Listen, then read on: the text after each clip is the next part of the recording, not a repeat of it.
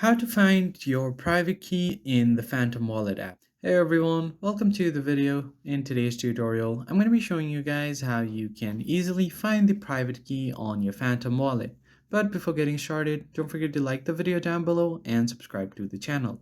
Turn on the bell icon to get notified about our latest uploads as well. Now let's jump into the video. First thing first, you need to open up your Phantom Wallet and make sure that you're logged into the account of which you want to find the private key. And once you're logged in, you'll land on the home page.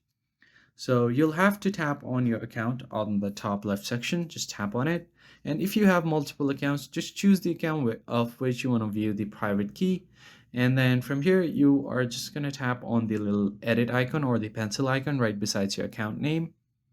And from here, you just see the option to show private key at the very bottom. So just tap on it.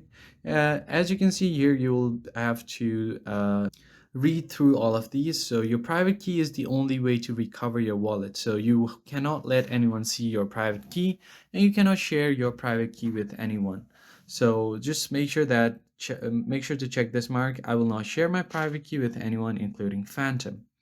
I'm just going to show you guys, and later on I'm just going to change my account so it does not matter. So first thing first, you just tap on continue from here, and as you can see, you cannot share your private key with anyone. It's very confidential, and if someone has your private key, they'll have a full control of your wallet.